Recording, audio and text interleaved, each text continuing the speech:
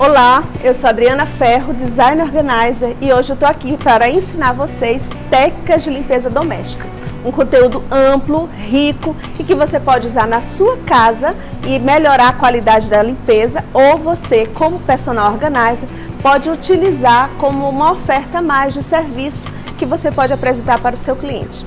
E hoje nós vamos ter aqui na nossa bancada vários materiais, utensílios, produtos diferentes, técnicas de diluição, que é um ponto muito importante que eu chamo a atenção. Você compra os produtos em supermercados ou lojas especializadas e sai usando sem uma diluição correta, sem ter atenção à diluição correta que você pode aplicar para esses produtos.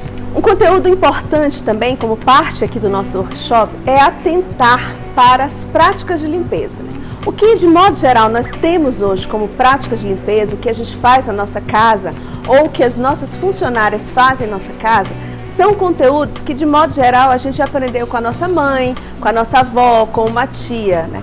De modo geral, nós não temos uma orientação técnica sobre essas práticas. E é exatamente sobre esse ponto de vista que eu vou apresentar para vocês, né? No passado, as práticas de limpeza doméstica faziam uso abundantemente de água, né? Quantas vezes a gente foi orientado pelas nossas mães a lavar um banheiro com enxurradas de balde de água, né? Assim como uma cozinha ou demais áreas, né? Assim como o uso dos panos de chão, aqueles panos de chão que um dia foram uma camisa, ou que um dia foram uma toalha, ou um dia foram uma coxa de cama, que viraram um pano de chão. Então são práticas que a gente adota, que são práticas domésticas, mas que hoje no nosso workshop a gente vai mudar um pouquinho essa visão. Sobre a limpeza doméstica, também trago uma informação muito interessante, que é a gente aproximar as práticas de limpeza comercial para com as práticas de limpeza doméstica. Então a gente vai trazer aqui materiais e utensílios que são muito mais habituais de serem encontrados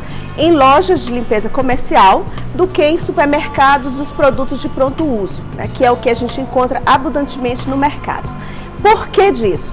A limpeza comercial, ela tem alguns atributos que a diferenciam, especialmente a questão da ergonomia dos produtos, para facilitar as práticas, até por uma cobrança das questões trabalhistas, assim como a concentração dos produtos tende a ser diferente. Então são produtos que causam mais economia pela sua concentração e tem uma ação maior e mais eficiente diante das sujidades ou dos produtos ou das áreas em que elas vão atuar.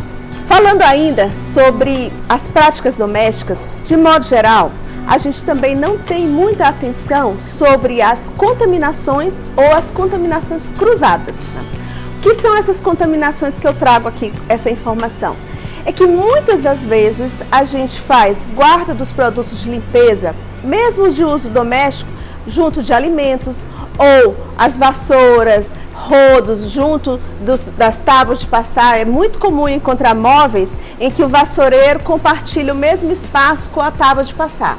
Vamos raciocinar, gente. Uma vassoura, um rodo que está ali limpando o chão, você vai deixar ele no mesmo nicho, no mesmo escaninho da tábua de passar, onde você coloca suas roupas limpas para serem passadas.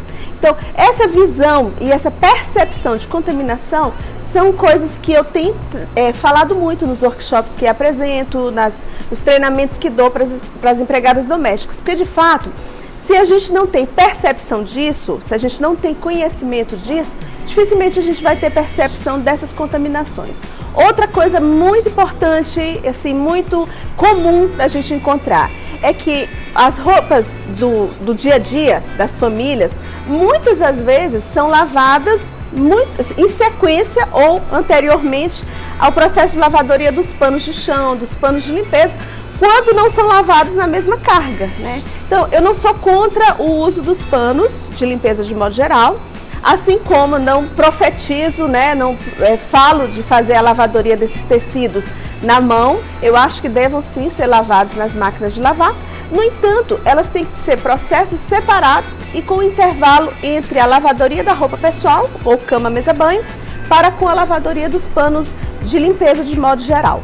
É importante também frisar o uso de equipamentos individuais, né? Eu encontro muita resistência das empregadas domésticas para o uso dos equipamentos de proteção individual, chamados EPIs, né? Os EPIs, de modo geral, também são práticas comerciais de ambientes de trabalho sob um ponto de vista comercial, mas que na residência alguns equipamentos devem ser utilizados. A touca, prioritariamente, né, não precisa nem alardear sobre isso, deve ser uma cobrança, deve ser uma instrução dada pela dona de casa ou pela personal organizer que estiver treinando as funcionárias, o uso da touca, mas também e especialmente as luvas e sapatos fechados nos procedimentos em que há líquidos, né? O que nós vemos por aí? Vamos lavar terraços, lavar banheiros, lavar áreas e as funcionárias ou as donas de casa estão calçadas com meras havaianas sem nenhum tipo de proteção para os pés. Então vamos imaginar o seguinte, aquela primeira água de um processo de lavagem de piso é uma água com sujidades. A segunda água já tem produtos de limpeza. A terceira água, ou mesmo a segunda, já acumula a sujeira com o produto de limpeza. Vamos multiplicar isso por uma frequência de dias, de anos de procedimentos de lavadoria. Você já imaginou a quantidade de produtos, sujidade que você se expõe nesses processos? A mesma coisa a lavadoria de louça. O uso de luvas deve ser um equipamento tão importante nas práticas de água quanto o uso das toucas também, assim como os sapatos de proteção. Então eu friso muito a respeito disso. Quanto também dos processos de varredura ou de aspirar, o uso de máscara. Sei que é complicado falar sobre isso no aspecto doméstico, né, no ambiente doméstico, mas se nós nos protegemos enquanto donas de casa e enfatizamos isso para as nossas funcionárias para que se protejam, todo mundo sai ganhando e evitamos problemas às vezes muito sérios e que vão nos gerar vários prejuízos futuros. Um ponto importante que eu quero frisar aqui no nosso workshop é que é o meu conceito de limpeza, é a forma como eu entendo a eficiência da limpeza e a forma como eu passo isso nos treinamentos e nas orientações que eu dou. Na minha prática e no que eu ensino, tá? Todos os materiais que eu produzo e tudo que eu já estudei a respeito de técnicas de limpeza doméstica, eu entendo e propago que a gente tem que enxergar a limpeza sob 3 óticas. Habitualmente a gente entende a limpeza como limpeza e faxina. Todas as donas de casa, empregadas domésticas entendem perfeitamente, compreendem a diferença entre limpeza e faxina. No entanto, no meio dessas duas ações que têm suas diferenças, especialmente sob o ponto de vista da profundidade da ação do limpar ou dos produtos que você está utilizando, existe a manutenção. Então eu ensino nos meus workshops para nós percebermos a limpeza sobre essas 3 óticas: a limpeza, a manutenção e a faxina. A manutenção, como o nome já diz, é para manter a limpeza que é feita dentro de uma frequência dentro da semana ou na quinzena ou no mês, conforme seja a rotina dessa família ou da sua família. E a faxina, evidentemente, a gente já tem essa concepção que é algo mais profundo, que demanda mais tempo, que utiliza produtos com mais abrasividade ou mais agressividade contra as sujeiras, usa equipamentos também com maior profundidade para obter resultados melhores. Então hoje eu vou falar um pouco, porque o nosso conteúdo não é sobre rotinas, mas sobre práticas e técnicas de limpeza doméstica. Mas eu queria que você entendesse o seguinte: quando você tem o conhecimento da técnica ou da rotina, você vai conseguir levar isso para dentro da rotina da limpeza da sua casa. Então vamos imaginar, certo? Numa semana útil, de segunda a sábado, tá? Algumas casas a gente faz a rotina de segunda a domingo, depende muito da família. Uma família com mais crianças, uma família que tenha animais de estimação, uma família maior tende a ter rotinas de limpeza de segunda a domingo.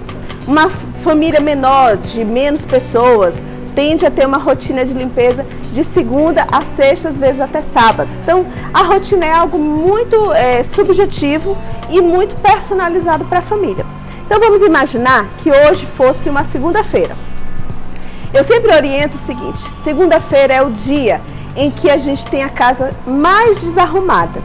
porque a rotina da casa ficou diferente, né? Então, no sábado e domingo, a casa tomou uma outra vibração, a permanência maior dos donos da casa, ou a ausência de funcionários mensalistas, por exemplo, a presença de mais pessoas amigas ou parentes.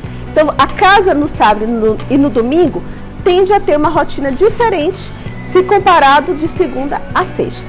Então, imaginando que hoje é segunda, a gente tende a receber a casa, segunda-feira de manhã, mais suja, mais desorganizada, às vezes louça para lavar, roupas de cama para trocar, roupas sujas para lavar. Então, eu oriento nos meus treinamentos de rotina que a segunda-feira seja um dia de limpeza, que pode se estender até a terça-feira, de acordo com a dimensão da casa ou o grau de desordem que ela se encontra, certo? Na terça, quarta e quinta, que são o meio da semana, a gente trabalha a rotina que eu chamo de manutenção. Porque se você fez um procedimento de limpeza na segunda, mesmo que se estenda até terça, você tem a terça, quarta e quinta para fazer a manutenção. Então, são práticas mais simplificadas, com menos uso de água, menos uso de produtos, tá? E alguns utensílios também mais simplificados. Na sexta-feira, último dia útil da semana, a gente prepara a casa para o final de semana. Então, famílias que recebem pessoas, áreas de varanda, ou gourmet, então a gente tende a organizar essas áreas, deixar elas prontas e limpas para o que o final de semana se apresenta, certo? Então, eu entendo que a segunda e a sexta são dias de limpeza. Terça, quarta e quinta são dias de manutenção. O sábado é o que eu chamo de coringa. Às vezes, alguma coisa não pôde ser feita durante a semana. Às vezes, são dias que a família, os funcionários são levados a fazer supermercado, compras externas. Os empregados mensalistas tendem a ter uma carga horária menor no sábado. Então, tudo isso faz com que a gente tenha um sábado, um dia mais coringa, né? Um dia mais para você usar para ajustar a rotina da semana, do que necessariamente delegar a esse dia alguma tarefa específica. Tá? E aí vão me perguntar, e a faxina acontece quando? Acontece ou numa segunda ou numa sexta, em semanas diferentes. Tá? Quando você faz a rotina quinzenal, a mensal, a trimestral, a semestral. Então, eu sempre entendo e procuro levar esse conhecimento, fazendo o treinamento e levando a rotina para esse formato. Segundas e sextas ou são de limpeza ou são de faxina, de acordo com a frequência. E terça, quarta e quinta a gente trabalha em cima da manutenção. Se a casa tiver a rotina da presença de empregados, inclusive no final de semana, e isso é uma possibilidade e é frequente encontrarmos isso, a gente leva sábado e domingo também para as rotinas de manutenção da casa, que é muito mais a parte de lavar louça, fechamentos de cama. Então, práticas como troca de roupa de cama, troca de toalha, não necessariamente eu levo para esses dias, salvo se for uma rotina muito especializada.